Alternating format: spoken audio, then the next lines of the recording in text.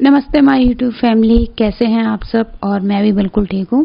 तो अभी जो है मॉर्निंग का टाइम हो गया है और बेटी को छोड़ने के बाद हस्बैंड के साथ मैं आ गई हूँ यहाँ पे वॉक पे, क्योंकि डॉक्टर ने अब डेली आधे घंटे वॉक के लिए बोला है। तो मॉर्निंग में यहाँ पे मैं इस समय कर रही हूँ वॉक।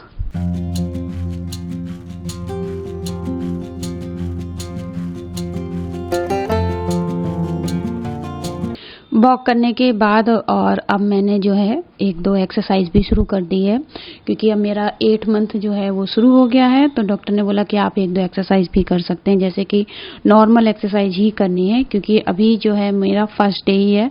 तो बहुत ज़्यादा डिफ़िकल्ट वाली कोई भी एक्सरसाइज नहीं करनी है। तो यहाँ पे मैं अभी सिर्फ बटरफ्लाई वाली ही जो एक्सरसाइज होती है ना, वो ही मैंने शुरू करी है, क्योंकि इतना ज़्यादा प्रेशर नहीं देना है बॉडी को भी, एकदम नॉर्मल धीरे धीरे फिर मैं और एक्सरसाइज भी शुरू करूंगी। तो आपके साथ फिर मैं उन्हें भी शेयर करूंगी। तो लगभग 10 मिनट आज मैंने जो है वो बटरफ्लाई वाली एक्सरसाइज करी है। और एक्सरसाइज खत्म करने के बाद यहाँ पे मैं पी रही हूँ नारियल पानी। अच्छा, जब आप एक्सरसाइज और वॉक करें तो कभी भी ना बहुत ज़्यादा हैवी ब्रेकफास्ट नहीं करना चाहिए तुरंत ही, क्योंकि भूख तो लगने लगती है। और तो यहाँ पे मैं पी रही हूँ नारियल पानी इसीलिए। और उसके साथ आप फ्रूट्स ले सकते हैं या दूध पी सकते हैं। अच्छा, जैसे सब्जी पराठा जो ब्रेकफास्ट होता है ना, वो थोड़ा हैवी हो जाता है, तो वो तुरंत नहीं लेना चाहिए। आप आधे घंटे के बाद उसे खा सकते हैं। और यहाँ पे जल्दी से मैं कर लेती हूँ नारियल फिनिश। नारियल पानी पीने के बाद ना फिर मेरा ब्रेकफास्ट खाने का बिल्कुल भी मन नहीं था और मेरा पेट भर गया था। तो मैं यहाँ पे जो है घर की क्लीनिंग करने लगी हूँ, क्योंकि फिर टाइम क्या वेस्ट करना, घर तो क्लीन करना ही होता है इसीलिए।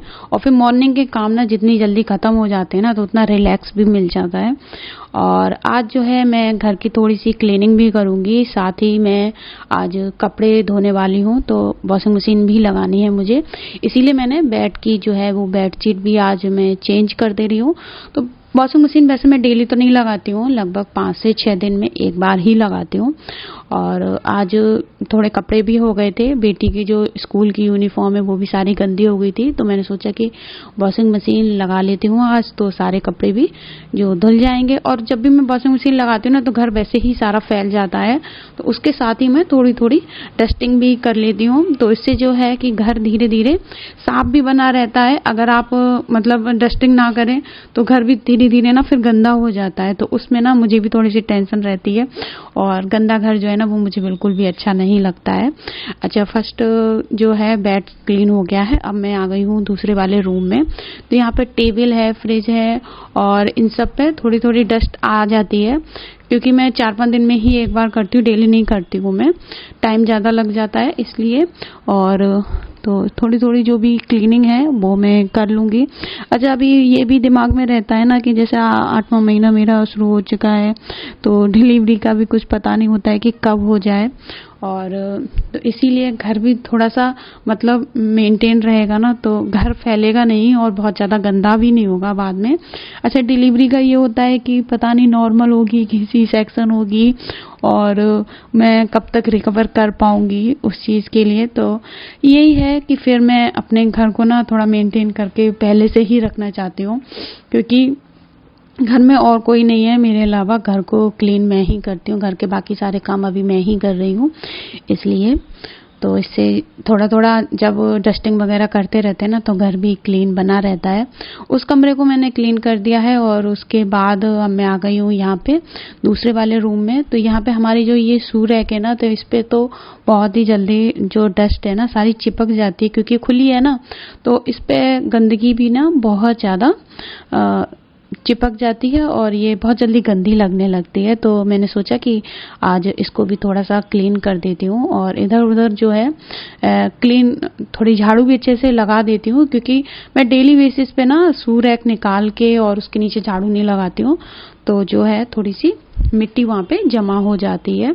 और आज उसके साथ ही जो हस्बैंड की ये कंप्यूटर टेबल आप देख रहे हैं ना, इसको भी मैं क्लीन कर दूंगी, और अच्छे से इसको भी थोड़ा सा क्लीन कर दूंगी, ताकि कहीं पे भी डस्ट वगैरह जो है वो चिपकी ना रहे।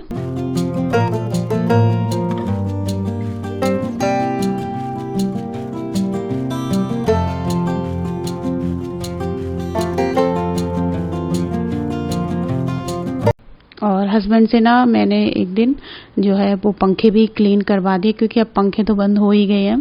तो एक बार उनको क्लीन बस करना था, और उसके बाद फिर जब पंखे चलते नहीं है ना तो क्लीन ही बने रहते हैं। तो ये जो छोटी छोटी मतलब सफाई है ना, ये मैं इसीलिए ही करती रहती हूँ कि कभी भी डिलीवरी हो जाए तो उसके बाद ये है कि घर जो है वो बहुत ज़्यादा फैले नहीं, गंदा नहीं हो जाए, इस वजह से। तो ये सब ना मैं धीरे धीरे थोड़ा थोड़ा अपना 4-5 दिन में एक बार करती रहती हूँ, और इससे ना दिमाग भी थोड़ा सा शांत रहता है। ये दिमाग में टेंशन नहीं रहती है, क्योंकि गंदा करना मुझे बिल्कुल भी अच्छा नहीं लगता है कि मेरा घर गंदा हो और सारी चीज़ें इधर उधर फैल जाएं। और आज जैसे कि मैंने आपको बताया कि मैं वॉशिंग मशीन भी लगा रही हूँ, तो मैं आ गई हूँ यहाँ पे बालकनी में।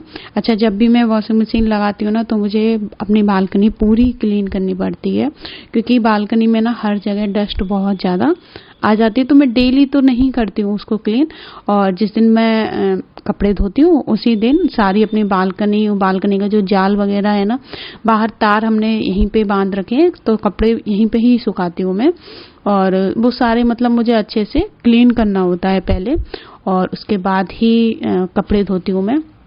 और यहाँ पे आप देख सकते हैं कि 2-3 मैंने पौधे भी लगा रखे हैं। हमारी बालकनी में बहुत ज़्यादा धूप नहीं आती है, तो पौधे नहीं रुकते हैं, तो इसीलिए मैं सिर्फ 2-3 ही पौधे लगाती हूँ जो कि बिना धूप वाले होते हैं ना, इंडोर प्लांट, उन्हें ही रखती हूँ ताकि उन्हें ज़्यादा धूप की ज़रूरत ना पड़े और वो बने रहें। तो बस यहाँ पे जो है मैंने पौधों को अच्छे से क्लीन वगैरह कर दिया है, और उसके बाद अब मैं करने लगी हूँ तैयारी मशीन को चालू करने की। तो अभी देखिए आप कितने सारे मतलब आज कपड़े हो गए हैं। लगभग मैंने 6 से 7 दिन हो गए तब से मैंने कपड़े नहीं धोए थे। तो आज जो भी है कपड़े का काम सारा ख़त्म करना है मुझको, क्योंकि अब सर्दियां आ गई हैं। सर्दियों में वूलन भी कपड़े अलग से होते हैं और कॉटन भी कपड़े अलग से हो जाते हैं, तो कपड़े ज़्यादा हो जाते हैं। तो इसीलिए आज जो है वो मैं सारा कपड़े का काम कर लूँगी। पर उससे पहले जो है मशीन को भी अच्छे से धोना होता है, और सारी जो बालकनी है उसको भी पानी से पहले वॉश करना होता है, क्योंकि इधर उधर बहुत ज़्यादा मतलब मिट्टी वगैरह जो है वो आ जाती है, तो बालकनी काफ़ी मेरी गंदी हो जाती है।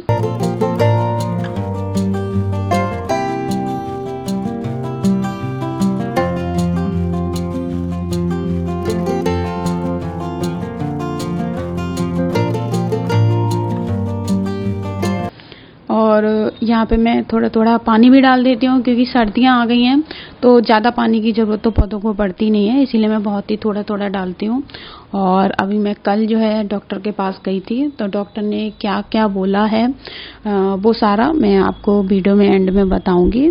तो आप वीडियो के एंड तक बने रहिए, और चैनल पर अगर आते हैं ना तो प्लीज़ ज़रूर चैनल को सब्सक्राइब किया करिए, और अगर आपको मेरी वीडियो पसंद आती है तो मुझे कमेंट सेक्शन में ज़रूर बताएँ।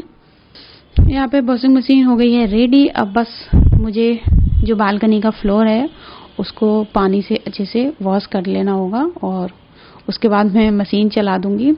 और जब मशीन चालू करती हूँ ना तो थोड़ा सा काम बढ़ जाता है, और जब चालू हो जाती है फिर तो कपड़े उसमें धुलते रहते हैं, और मैं बाकी सारा अपना काम और भी एक्स्ट्रा करती रहती हूँ।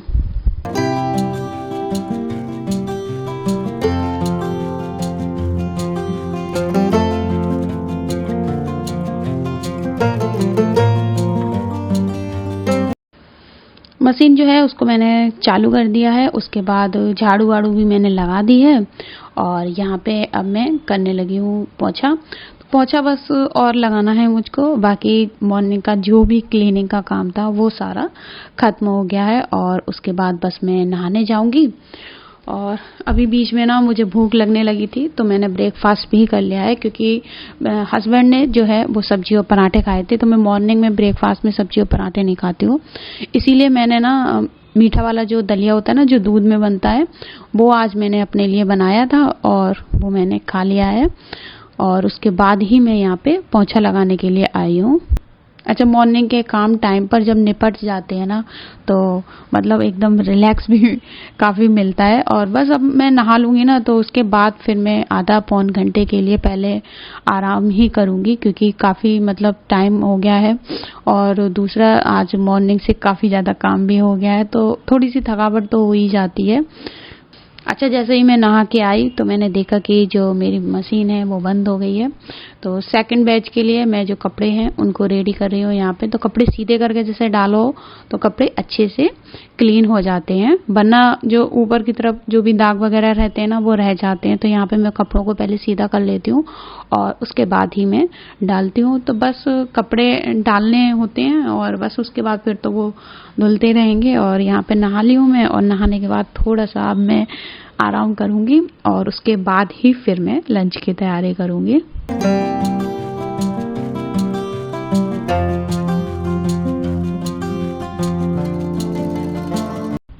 कपड़े में डाल आई हूँ। उसके बाद यहाँ पे कुछ कपड़े जो हैं ये धुले हुए कपड़े हैं, तो इनको मैं चेयर पे इसलिए रख रही हूँ क्योंकि बाहर जो है बालकनी में ज़्यादा कपड़े फैलाने की जगह नहीं है। जब वो सूख जाएंगे तब मैं इनको फैलाऊंगी, और सर्दी का मौसम है तो बाहर मैं कहीं रख नहीं सकती हूँ और भी ज़्यादा ठंडे ठंडे हो जाएंगे ये, इसीलिए मैं ना कमरे में ही इनको एडजस्ट करके रख लेती हूँ। अच्छा, मैं आपको बताती हूँ कि डॉक्टर ने क्या कहा। तो कल जब हम डॉक्टर के पास गए थे तो ये जो मेरे अभी मतलब बीच में मैंने आपके साथ ब्लॉग डाला था वो मैं शेयर किया था कि मेरी तबीयत काफ़ी ख़राब हो रही है। उसमें मुझे ना पेट में जो हल्का सा पेन और प्रेशर फील हो रहा था, तो वो मैंने डॉक्टर को बताया। तो डॉक्टर ने बोला कि अब जैसे कि आपका 8 मंथ शुरू हो गया है और बेबी जो है ना उसका जब वेट बढ़ जाता है तो ऐसा फील होता है, और मतलब प्रेशर फील होना तो ये नॉर्मल ही है। अब जैसे 8 मंथ शुरू हो गया उसमें नॉर्मल ही रहता है, ऐसे उसके लिए घबराने की कोई बात नहीं है। और उसके अलावा उन्होंने पूछा कि मतलब जैसे पीठ में दर्द है या पैरों में दर्द है और फिर पेट में दर्द है, ये सारा दर्द मतलब चारों तरफ होते हुए नीचे की तरफ आता है तो वो लेबर पेन होता है, उन्होंने ऐसा बताया डॉक्टर ने। तो मैंने कहा नहीं, इस तरीके का मेरा कोई भी दर्द नहीं हो रहा था। तो उन्होंने कहा तो जो भी है बस नॉर्मल है। उन्होंने सारी चीज़ें चेक करी तो सारी चीज़ें नॉर्मल ही थी। और जैसे आज मुझे ना काफ़ी अच्छा लग रहा है। आज मुझे सुबह से कोई ऐसी ज़्यादा दिक्कत नहीं हुई, और उस दिन मुझे बहुत ज़्यादा दिक्कत हो रही थी मुझसे, पर मैं जो भी काम कर रही थी किचन में वो मुझसे नहीं हो रहा था, पर आज ठीक लग रहा है। तो कभी कभी ऐसा हो जाता है, वो बोल रही थी।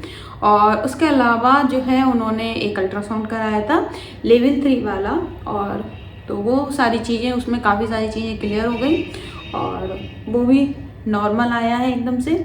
और उसके बाद उन्होंने एक शुगर टेस्ट करवाया था, वो भी नॉर्मल आया है।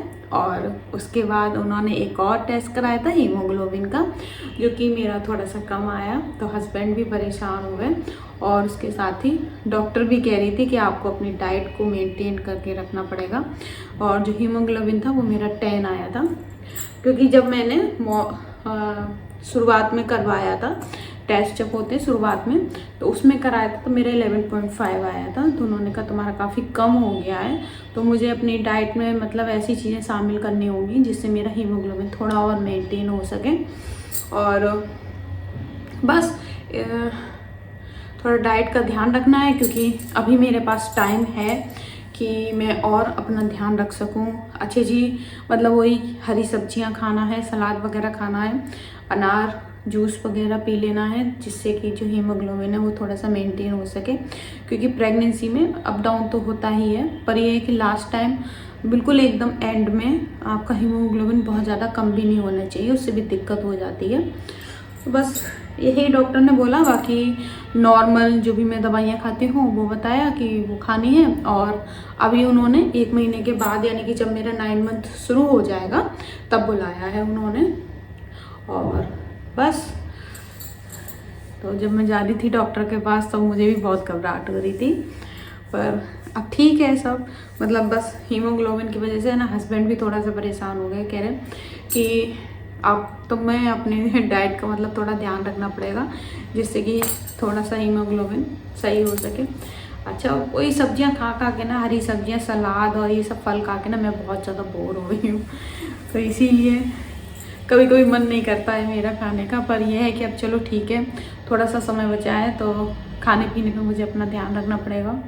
और इसके अलावा और कुछ खास नहीं है आप लोगों को बताने के लिए। तो चलिए फिर मैं इस ब्लॉग को यहीं पे ख़त्म करती हूँ और मिलती हूँ मैं आपसे नेक्स्ट ब्लॉग में। तब तक के लिए bye bye and take care.